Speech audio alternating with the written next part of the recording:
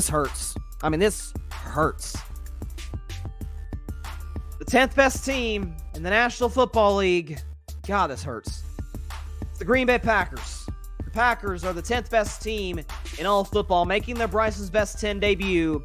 And here's why. Reason, by the way, I say I don't want the Packers in is because my sister is a Packers fan. She's been all over me this week. It's brutal. I'm having to hear a lot about how Jordan Love's the second coming Aaron Rodgers. Point is, though, Packers are in. Here's why. So, 3-game winning streak, beating the Chargers, who are fighting for a playoff spot, Lions, who are very good, they are going to win the NFC North, and then they took it to the highest level, beat the defending champion Kansas City Chiefs, and Jordan Love thoroughly outplayed thoroughly outplayed Patrick Mahomes in that game.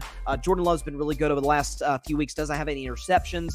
I think he has 8-9 touchdown passes. They've been efficient. They've run the football effectively. Jordan Love looks as comfortable, as calm, as composed as I've seen him all season long. He looks to be getting more comfortable. This Packers defense is playing good football as of late. Rashawn Gary, the secondary in Green Bay, has been good. So I can't lie about what my eyes are telling me. If you look at the Packers' upcoming schedule, right now they're in the playoffs if the season ended today. And look at their upcoming schedule. A lot of bad teams coming up. They got a great chance and a golden opportunity to sneak in the playoffs after starting 3-6. Got to give props where it's due. Got to be honest with what my eyes are telling me. The Packers are the 10th best team in the National Football League. At number 9, I'm not kicking them out just because the injury to their quarterback, because he'll be back. The Jacksonville Jaguars. Jacksonville, the 9th best team in the National Football League, and here's why. So I mentioned with Jacksonville earlier. Yes, Trevor Lawrence went down. Yes, I think he should, if he's even healthy to go whatsoever. I think you should sit for the next couple of weeks. You lose to Cleveland, you lose to Baltimore, and you win your last 3 games of the season to go 11-6, likely, in all likelihood, win the AFC South and get into the playoffs. The thing about the Jaguars you cannot forget is the fact that they are, again, the top 5 in the NFL in terms of takeaways. They are undefeated on the road this season. They're one of the least penalized teams in the NFL this season. That's props to Doug Peterson, the head coach. Christian Kirk is out, which is a concern of mine. But Evan Ingram looks as good as he's ever looked in his career. We thought at one point he might be a bust with the Giants. Goes to the Jaguars with Trevor. Looks very good. The offensive line, Jacksonville, despite losing their left tackle, has been pretty good as of late. I still like the weapons they have over there, so I'm not going to boot Jacksonville just yet. They could really use a win this weekend against Cleveland. Could have really used that win against Cincinnati. Not going to boot them out yet. The Jaguars, the 9th best team in the National Football League, staying in the AFC South at number 8, the highest this team has been on Bryce's Best 10. It is the Houston Texans. Who'd have thought at this point in the season, not only would I have the Texans in the top 10, but I have had them at number 8 with a potential shot at the playoffs, the AFC. The Texans are the 10th best team, the 8th best team. I'm sorry. The Texans are the 8th best team in the National Football League, and here's why. So the Texans, C.J. Stroud's having the greatest season we've ever seen by any rookie quarterback. Now, they did lose Tank Dell, which is brutal. Shout out to Tank Dell. He's had a fantastic season this year, his rookie year. But if you look at the Texans, okay, they're a game back right now of the Jaguars. Upcoming stretch, Jets, Titans, Browns, Titans, Colts. Either backup quarterbacks or straight up awful quarterbacks the rest of the way for the Houston Texans this season. They have a legitimate shot with Trevor down to potentially steal that division. The defense has been pretty good as of late. D'Amico Ryan's done a good job. They forced 3 turnovers off of a mostly turnover-free Russell Wilson. He only has 5 games in his career throwing 3 interceptions. The Texans on Sunday forced one of those. I love what they're doing on the defensive side. Derek Stingley Jr. has been fantastic. C.J. Stroud's playing unbelievable football. And this Texans offense is as explosive as they come in the NFL. Run the football effectively. The offensive line's finding its rhythm, and I love the weapons they have there in Houston. The Texans are the 8th best team in the National Football League. At number 7, they don't move from last week. They took care of business, did what they were supposed to do. It is the Detroit Lions. The Lions are the 7th best team in the National Football League, and here's why. So that first 7-minute burst by Detroit, I'm thinking, whoa, there's the team I picked to get to the NFC Championship game before the year. Went up 21-0, and Jared Goff stealing, and my man Sam Laporta, who I think is going to be an awesome tight end in this league, is doing his thing, and Jamison Williams running the end around in that game. They're clicking offensively. They only scored 12 points. They scored 21 the first 7 minutes, only scored 12 in the last 53. Well, the defense, which I sounded the alarm about for a couple weeks now, I am concerned about this Lions defense. It's showing flashes of the bad defense that it was a year ago. They're struggling to get to the quarterback. Even with Derek Carr, unfortunately, going down in that game for Houston, Jameis Winston came in, and there was a moment there where we're like, dang, the Saints might steal this game because of how poorly Detroit was playing defensively. Again, the good news for the Lions is again, going forward, they're playing some average to bad quarterbacks the rest of the way. They did struggle, though, with Justin Fields a few weeks ago. They do play him in Chicago on Sunday. I don't love the defense. I love the offense. Love Dan Campbell. That's my man. And I love Ben Johnson, who's going to be a head coach in the NFL next year. At least he should be.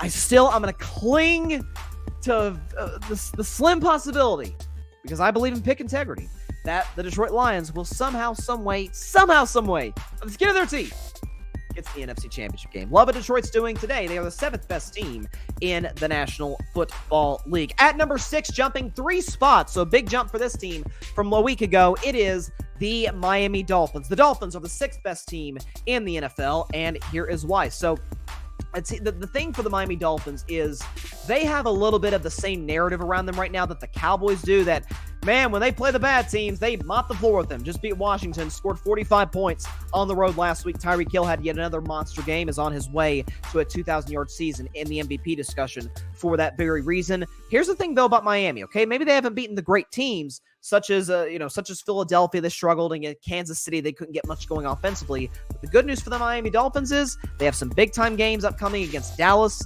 an opportunity to kind of right the old wrongs of what they've struggled with great teams. And we think about Miami as this finesse team, Tua throwing it deep to Tyreek Hill and Jalen Waddle and doing roller coasters in the end zone. Miami Dolphins 2nd in the NFL in rushing. So Raheem Mostert, who I was big on starting to start the season, love what the Dolphins were doing in terms of running the football. They play a very similar brand as San Francisco. They're obviously not as good as San Francisco, don't have quite the personnel, really, who does, that the Niners have, but they play like the Niners because Mike McDaniel came from the Niners. He was the OC with Kyle Shanahan just a couple of years back. I love what the Dolphins are doing in terms of running the football. Tua's playing the best he's played late in the season, his career. Again, I apologize to Dolphins fans after the 70-point game against Denver. I was wrong about Tua. Love what he's doing this season. Tyreek Hill has been a man amongst boys all season long. Dolphins right now the 6th best team in the National Football League. At number 5 is a team that did not play last week, but by virtue of a team ahead of them losing, it was the Jacksonville Jaguars, by the way. This team moves in at number 5. At number 5, it is the Baltimore Ravens. The Ravens, while I truly hate them, are the 5th best team in the National Football League, and here's why. So, a lot of folks have Baltimore as the favorite to win the AFC, and I completely understand that. They're the 1 seed as we sit here today. They have a lot of winnable, or not, I shouldn't say a lot of winnable, pretty tough schedule down the stretch, but Baltimore's an opportunity against Jacksonville at the backup quarterback, the Rams, who are good, not great, and Lamar Jackson's having a pretty solid year this season. Offensive line for Baltimore's been very good. The defense has been nothing short of spectacular this season, led by Roquan Smith and Patrick Queen, being able to take the football away, hold teams into the teens in terms of points. They're top 5 in the NFL in scoring at defense. Again, the Mark Andrews injury is crucial. It's a critical loss for this football team. Can they come back for it? Come back from it, rather. Only time will tell. I like what they're able to bring to the table in terms of their ability to run the football effectively, which they still do despite the offensive coordinator change. And Lamar, even without Mark Andrews, he still does have Zay Flowers and Odell Beckham Jr. So the weapons are there, unlike years past. If Mark Andrews went down, this Ravens offense would have cratered because they had absolutely nobody to throw to. I love what they're doing defensively. I think they can still reach another gear offensively. That's why right now I still have the Ravens at number 5, the 5th best team in the National Football League. At number 4, again, I know they lost, but they did not move on my list. It is the defending champs. It is the Kansas City Chiefs. Chiefs are the 4th best team in the National Football League, and here's why. So, look, I get the offense was disappointing once again. Only 19 points to Green Bay, although Green Bay has a pretty darn good defense, but still, the Kansas City of old, the Patrick Mahomes of years past would have probably put up 25 to 30 on this defense. They're struggling at times to run the football. The O-line's struggling. Mahomes is really turning the football over at an alarming rate, at least over the last couple of weeks, the last 2 or 3 weeks. So that's something you may want to keep your eye on if you're a Chiefs fan. But listen, the fact of the matter is their defense, while they did lose some starters, they have overwhelmingly been this season one of the better units in all football. They got a big-time test coming up against the Buffalo Bills, who are coming off of a bye week. Josh Allen, we'll talk about this more on Friday, his numbers against the Chiefs in Arrowhead are very impressive. I think the Bills average something like 30 points a game. So Josh Allen's been good at Arrowhead, and the Chiefs have struggled against him. But Secondary is still very good. McDuffie, even though they lost their starting safety for the year, they still have McDuffie. They still have Snead. Defensively, they have defensive line. They obviously still have Chris Jones. I still like what the Kansas City Chiefs are able to bring from a talent perspective and from a production perspective on the defensive end.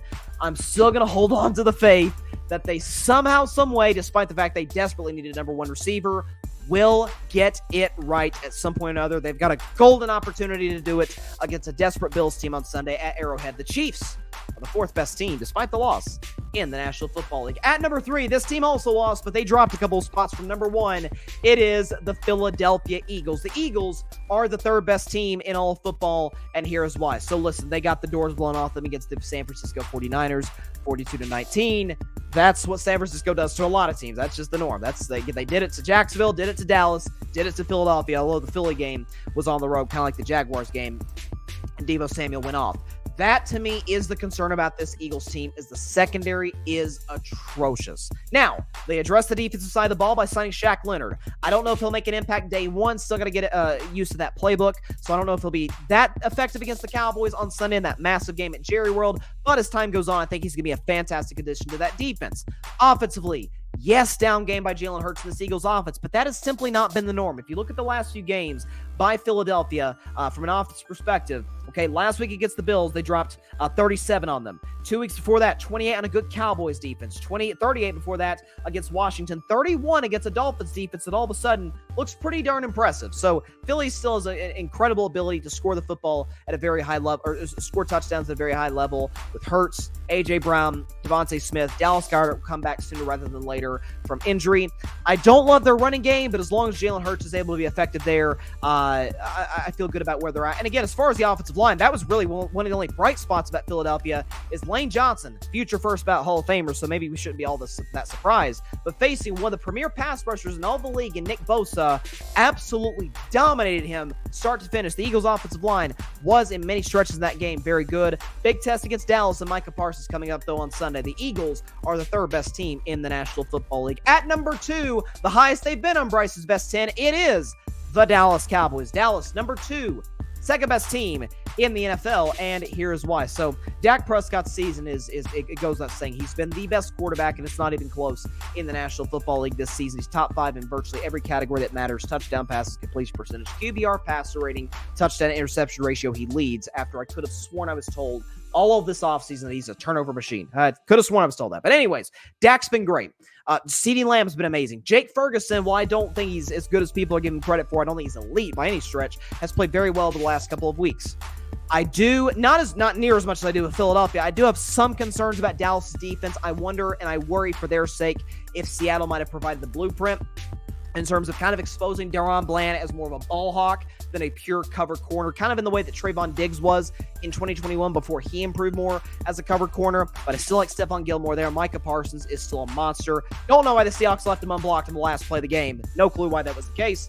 But the interior defensive line, Dallas is good. DeMarcus Lawrence, still an impact player, has a very good grade right now by Pro Football Focus at his position. Offensively, the Cowboys are humming. By the way, healthy offensive line. This is very rare for December, but the Dallas offensive line, knock on wood, hopefully I'm not jinxing this right now, is healthy virtually across the board. So they're good in that regard. Dallas is as explosive as any offense in the league. Dak is the MVP of the league. McCarthy's doing a fantastic job, and the defense needs to kind of find its way a little bit, but I love where Dallas is right now. Again, big test on Sunday against Philadelphia. The Cowboys are the second best team in the National Football League, and at number 1, I think it's quite obvious, they return to their number 1 spot from weeks past, the San Francisco 49ers. The Niners are the best team in the NFL, and here's why. Well, should I really have to tell you why?